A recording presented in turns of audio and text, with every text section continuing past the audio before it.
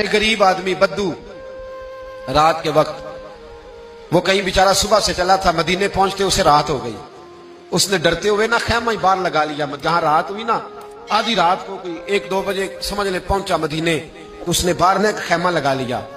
بیوی اس کی امید سے تھی، بچے کی ولادت کا وقت قریب آ گیا، بیمار ہو گئی، اس نے خیمہ لگایا. بیوی اندر ہے. حضرت عمر فاروق گشت پہ تھے رات کو، ساتھ ایک غلام تھا. حضرت عمر فاروق رضی اللہ تعالیٰ عنہ کہنے لگے وہ آگ جل رہی ہے تھوڑی سی، پتہ کرو کون ہے.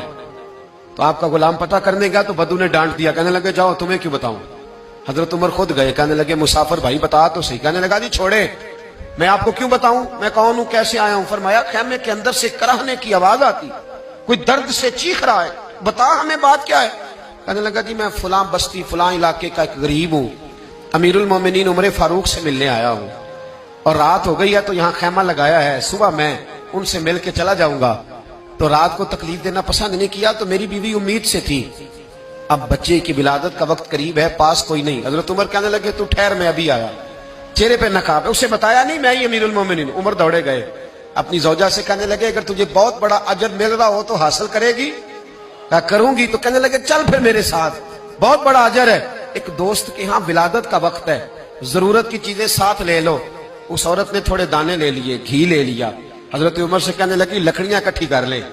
امیر المومنین کونسلر کی بات نہیں بتا رہا آپ کو، میں آپ کو ایم پی اے کی بات نہیں بتا رہا، ایم این اے کی بات نہیں بتا رہا، جو 10 گاؤں کو ملا کے چیئرمین بنا اس کی بات نہیں بتا رہا، اس کی بات بتا رہا ہوں جو 22 لاکھ مربع میل کا حکمران ہے. اس کی بات بتا رہا ہوں جو گلی سے گزرے تو شیطان رستہ ہی بدل جاتا ہے.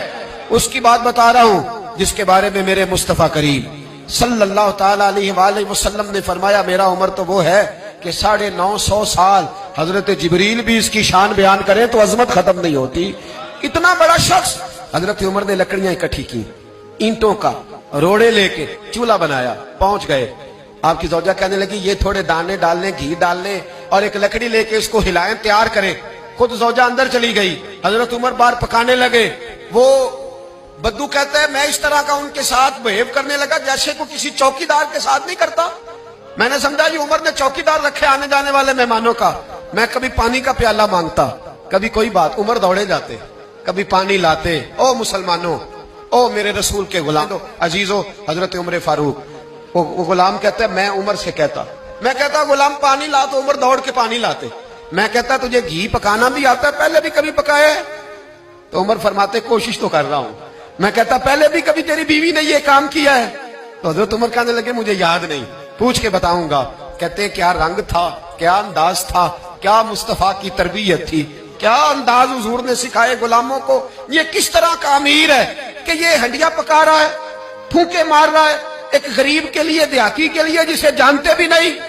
اندر اس شخص کی بیوی کے ہاں بیٹا پیدا ہوا تو حضرت عمر کی بیوی اندر سے بول کے کہنے لگی امیر المومنین مبارک ہو، آپ کے دوست کے ہاں بیٹا پیدا ہوا ہے. جب کہا نا امیر المومنین مبارک ہو تو وہ شخص کہتا ہے میرے ہاتھ کانپنے لگے اور میں اس طرح دوڑا کہ میری پگڑی گر گئی.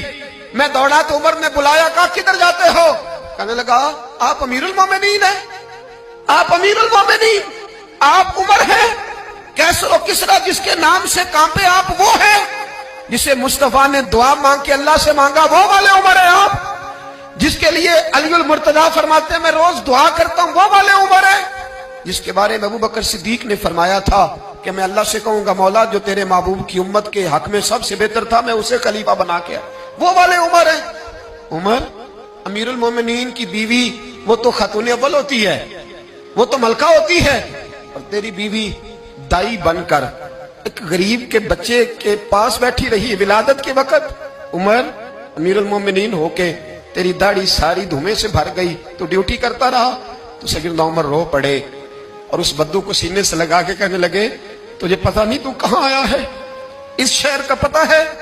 اس نے کہا حضور کہاں ہے؟ فرمایا یہ میرے نبی کا مدینہ ہے، یہ مصطفیٰ کا مدینہ ہے، یہاں امیروں کا استقبال نہیں ہوتا، یہاں غریبوں کے استقبال ہوتے.